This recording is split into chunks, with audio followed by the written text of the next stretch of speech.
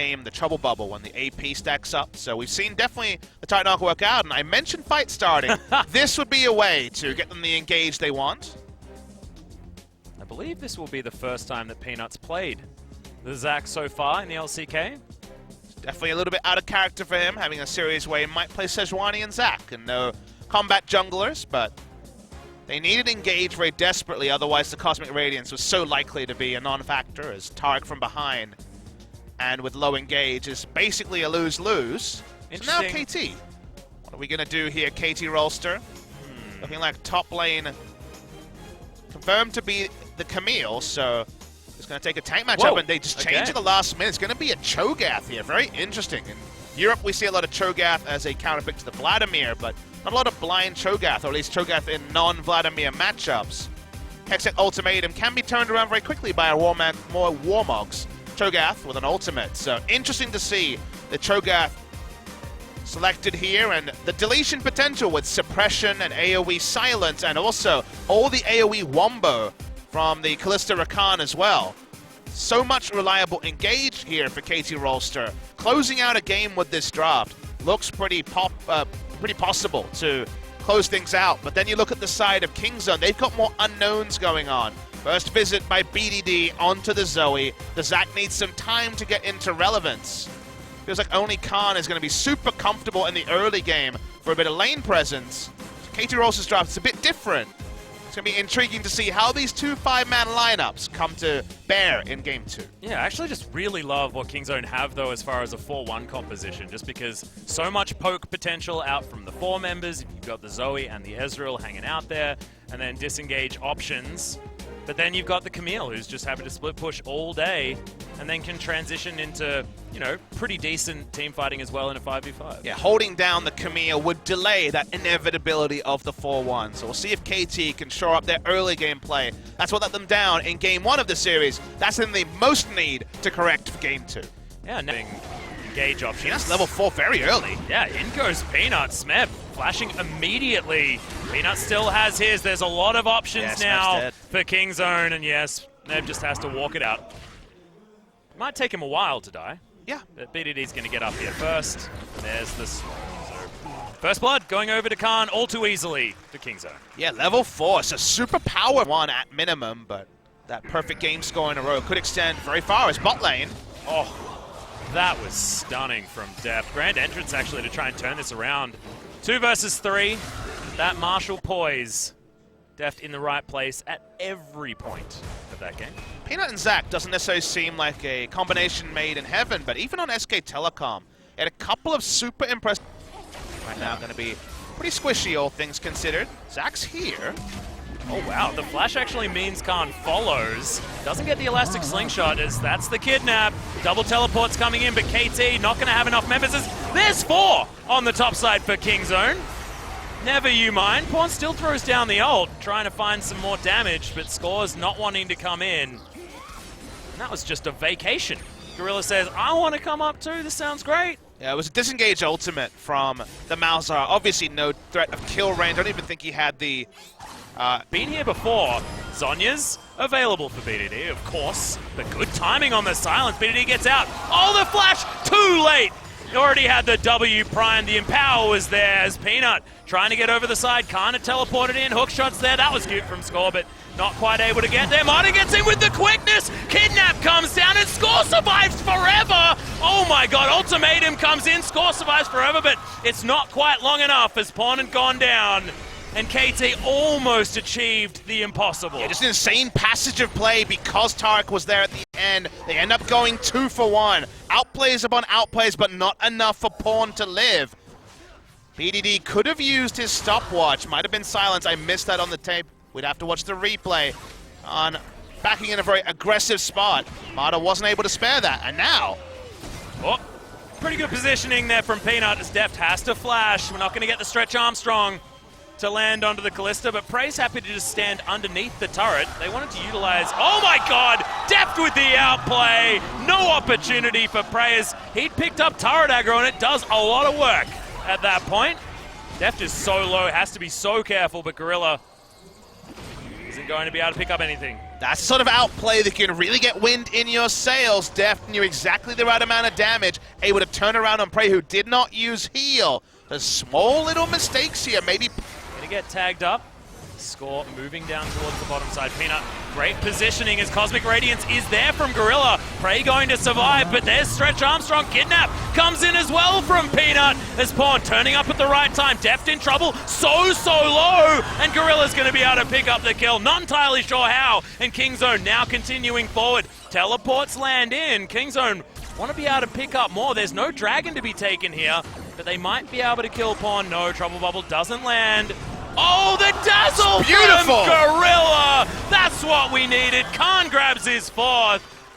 And now Kingzone should be able to grab this outer turret in mid lane. Watching the replay, you will see some significant outplays. BDD was a boss, baiting out the Malzahar ultimate, using the portal jump to de-leash it. He can even teleport out as well. Pick up CS in the bot side. Kingzone straight up outplaying KZ Rolster, and also credit to Peanut in the bot lane, shadowing his bot lane, being in the right spot. We never saw this from Peanut on SK Telecom T1, but he was out of vision the entire time, baited in the engage. Prey doesn't die on the Ezreal, so the start is good. The kidnap is massive. What I want you to watch on the tail end is how well BDD deals with Pawn. Well, speaking of secure, they're going to try and get on this team fight. Khan's going to be turned on immediately. First kill going down in favor of Smeb. Cosmic Radiance is going to be enough. No! As Deft picks that one up.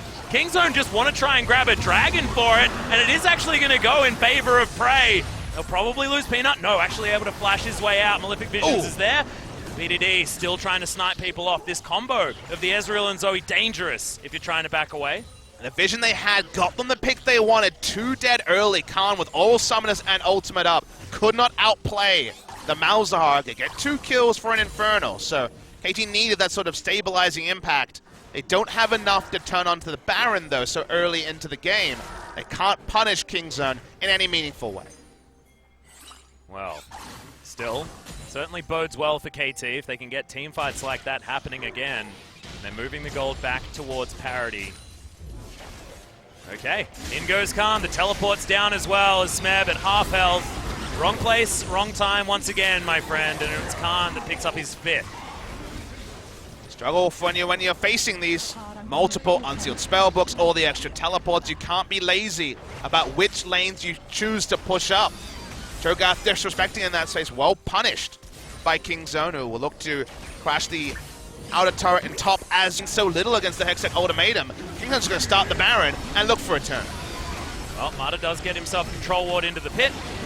They can tank this one for a very, very long time, though. Trouble Bubble doesn't find Mata, who still wants to try and start this fight off. Whoa, Cosmic Radiance is there on top of every member of Kingzone. They're turning on to Smeb, who will probably be the first casualty of this fight. But good positioning from KT, and they'll be able to answer one back.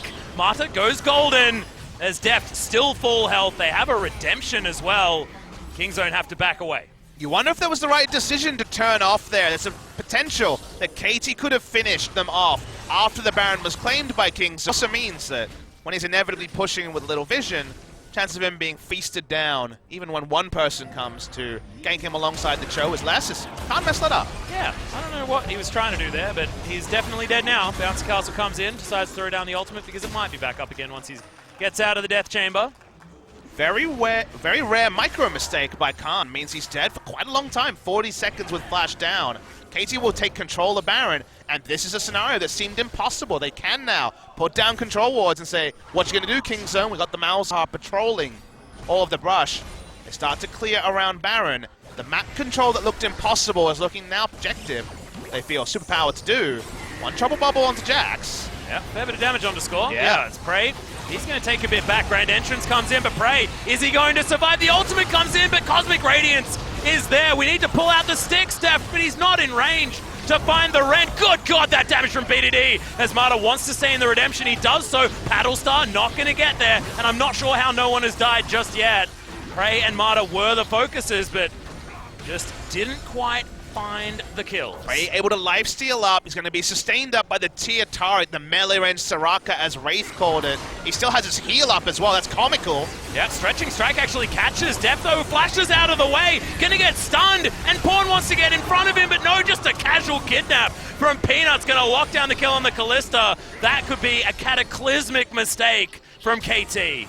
That means that Kings are going to try and turn onto the Baron. A couple of free flashes for BD to look flashy himself. Marta's still alive. So is Score. Score is not going to recall. He has to be around the area. The Baron is starting. Battlestar from BDD could actually kill Score here if he's able to utilize the flash to create the distance, but BDD's going to fly forward. Does get the flash down, and in goes Peanut. Pawn tries to stop him from getting over the top. Health bars are getting low, but Score, he's going to be the first one to die. There's just too many members of Kingzone here as Pawn limps away from the fight. Prey's going to pick that one up. All too easy is the chase down with this composition.